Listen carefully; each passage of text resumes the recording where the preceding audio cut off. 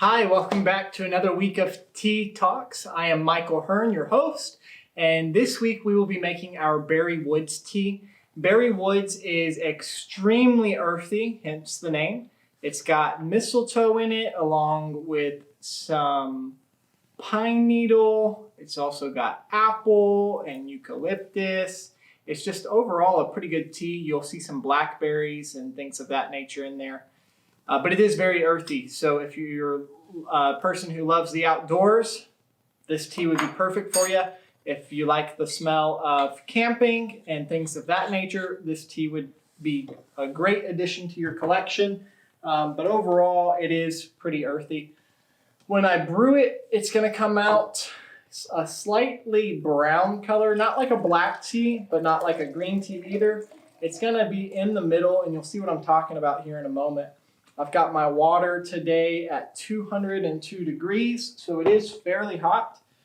But let's just go ahead and get this thing steeping. You guys saw how this worked last week, so we'll just let it run its course and kind of sit there. And in fact, this week I think I'm going to sit it upside down just for the fun of it. Just for the fun of it. So last week we talked about tea helping your brain kind of aid itself in healing as well as improving memory. The week prior to that, we spoke about psychology and tea in terms of your community. And the very first lesson that we did was tea and taking time for yourself. Today, I want to talk about depression. Now, I know depression gets some negative connotation in today's society. Most people are going to think of it as something very dark, horrible. You wouldn't wish it on anybody else. And while all of those things are true, tea can actually help with depression. And here's why. Tea and not only taking time for yourself and stepping away and taking a moment or allowing yourself to be involved in a community, anything like that. Take all of that away since we've already discussed that.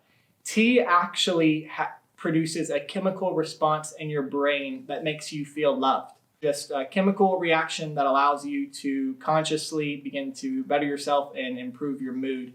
And it does that through its amino acids that are built inside of the tea. So green tea specifically, which we're not making a green tea right now, but green tea specifically is the strongest variation of this. So if you're ever feeling down in the dumps, then drink green tea and it will help. Outside of that, tea is a cure for depression because it allows you to focus on one thing at a time. You know, a lot of times we get caught up in life, and it's, for me, for example, I've got my business, I've got my wife, I've got my son. You know, we're talking about having more kids, we're talking about buying a house, all of these things compounding into life that take away my focus from maybe one individual thing. But making tea allows me to focus only on that one thing. And for a quick moment, it allows me to escape all of my issues, all of my concerns, all of my worries, and put that into a healthy outlet since tea is good for us.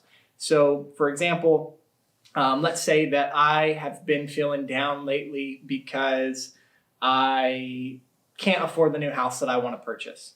You know, that feeling of being inadequate, not being enough, not being able to provide enough for my family or you know, whatever else might occur from this example. Drinking tea allows me to briefly switch my mindset from purchasing things or not feeling good about myself to just watching the process, watching the leaves infuse like we're doing right here, watching the colors integrate and migrate with the water and just enjoy the whole process. You know, that's what tea is. Tea is a process, much like our life is a process. And so for depressional aspects, it allows us to refocus our attention on something that is beneficial for our health. So back to this tea though, it's not done yet, but it's getting there. You can kind of see that amber brown that we were talking about. It's going to continue to get a little darker as it sits here. And sometimes I like to just shake it up a little bit. You have to be careful with certain teas. If you do it with a black or a green tea, you can agitate the leaves too much and it'll get bitter. But with an herbal tea, you don't really have to worry about that. I could shake it as much as I want. Nothing's going to happen. At least to the flavor profile of this tea. Like I said, it would happen with a black or a green. But tea ultimately is it's very wholesome. You know, that's why friends share a cup of tea or a pot of tea together. That's why so many other civilizations place such high emphasis on drinking tea. It's good for your spirits. You know, even Uncle Iroh Uncle Iroh has a quote that says, "Drinking tea with a random stranger is one of life's truly fascinating aspects." And I could have not been word for word, but essentially that's what he's saying. I actually have that on, if you go to my tea store in person, that's on the wall. That quote is on the wall, and then I've got my brother to draw. He drew Uncle Iroh's portrait on the wall. Really, really cool stuff. But that's true. Tea is uplifting to our spirits. Tea allows us to get out of a bad place and into a better one, both with our physical health, our spiritual health, our mental health, because it takes the I out of the equation. A lot of times we're so focused on me or I did this, I did this, I did that, I have to do this. But with tea, it's more focused on the moment, seizing that moment. So let's go ahead and give this a test. I'm going to go ahead and open it, and if I scream or yell or cry, it's because this tea is probably still 180 degrees, give or take. So I don't want to burn myself. You can even, in fact, you might be able to see it right now, but there's actually steam coming off of this cup. But like we were discussing, it came out to that brown color that I was hoping for. It's got a very, very earthy smell like we discussed. You can see the fruits in there a little bit, but primarily what you're going to be smelling is that pine needle. So it's like this is like a lumberjack tea. That's probably what I should have called it, lumberjack, but it's berry woods. And so let's test it. Oh yeah, that's exactly what I was expecting to get. So overall, this tea, it's got some earthy notes, it's got some fruity notes. It's not bitter, it's not sweet, it's kind of like a hybrid in between. You could add sweetener to it and it would do great. You could pour this over ice and it would be even better, in my opinion. You could drink this by the campfire or first winter's snowfall. It's just a really fun tea. It's really complex. I will take a spoonful of this in hopes that you can see it. Or actually, you can probably see it through the cup. But it's just very colorful. There's a lot going on in it. And it's this is the tea that I served at my son's 1-year-old birthday party that we had this last year. When he turned 1, we did a very fun earth theme.